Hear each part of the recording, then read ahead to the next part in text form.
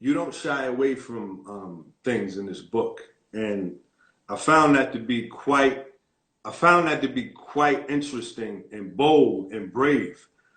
The very Right. first chapter, you get into some graphic, some you get into some graphic, some visuals that that took me by surprise, and Okay. it just Okay. put me in a mind state of, you never know what a person is going through. You never know what a person has been through. Right. Uh, you speak very candidly about the relationships that you saw around you. You speak about your mother and your stepfather or father. You refer to them as your father.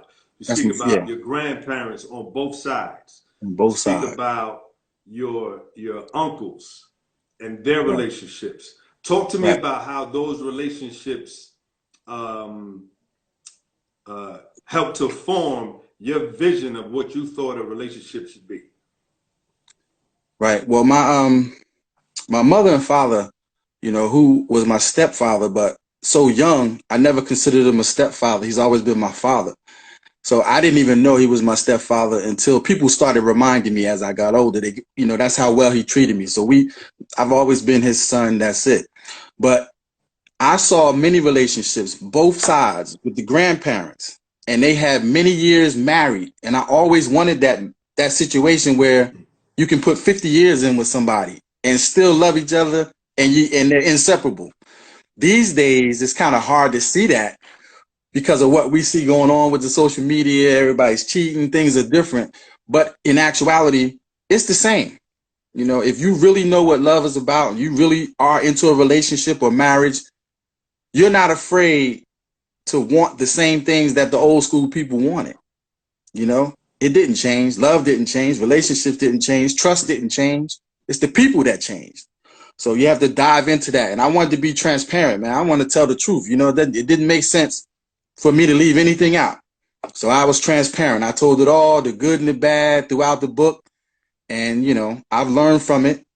I became a great man. I wasn't always a good man, but those relationships that you speak of showed me a lot. Those grandparents I had, my grandmother, Grandma Davis, just passed away a couple of months ago.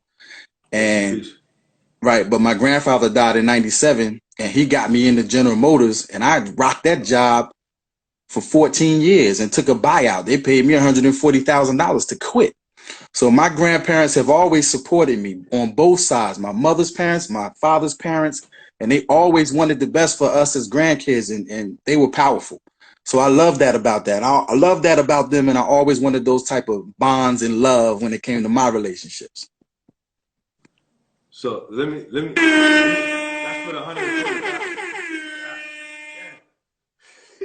Now, all right, so and I also want to say, people, this book, it's like a soundtrack. Like every chapter is a song title, but we're gonna get into that later. All right, Right, right. so like it's DJ Ramo, wow, damn, blast from the past. What's good, DJ?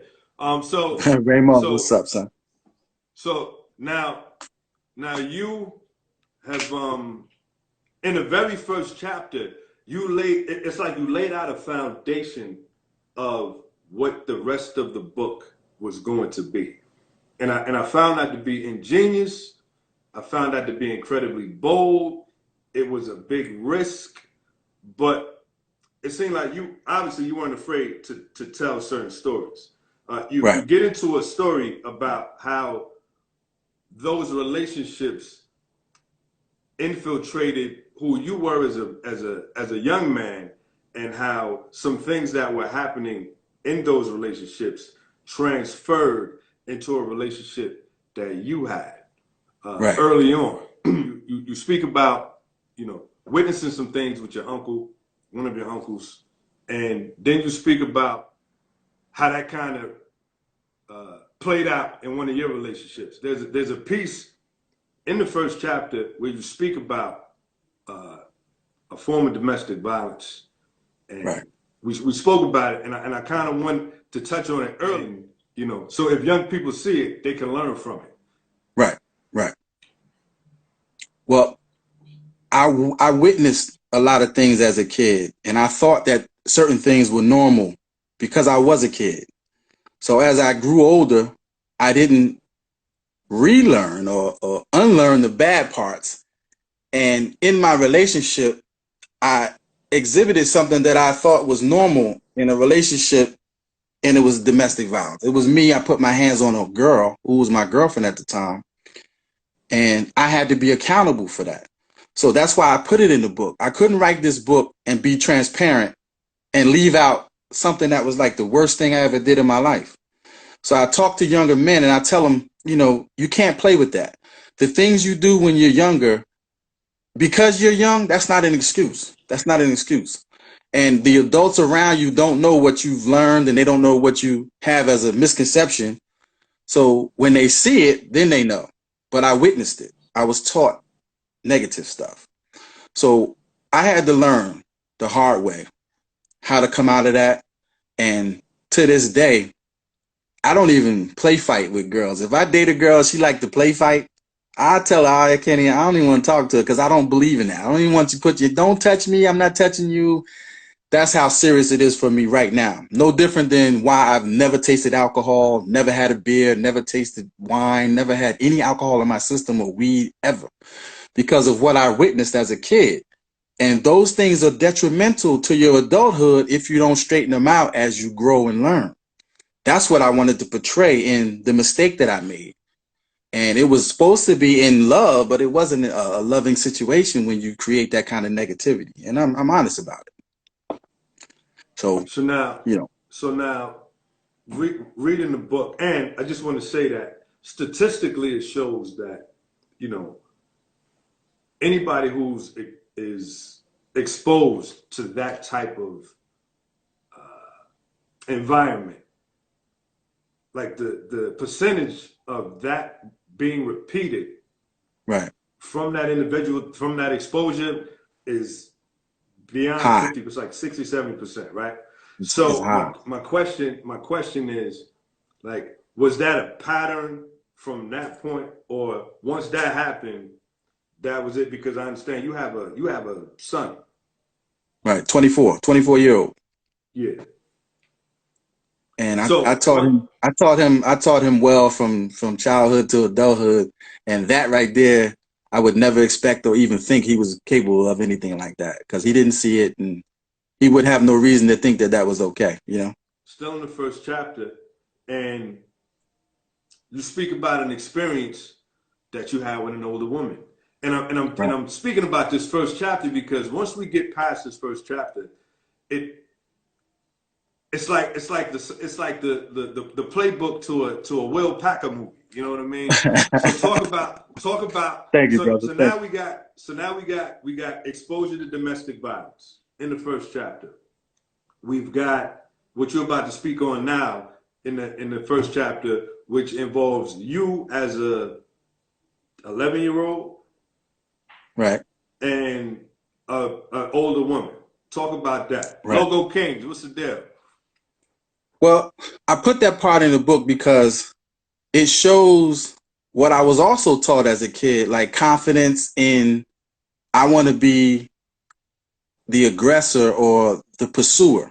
So if I see a young lady I like or whatever, and my rendition of love is I wanted her because she's special, and we got together, and that's how we became a couple and lived our lives together. I've been firm on that. But I showed that example because I didn't know as a kid that that was molestation.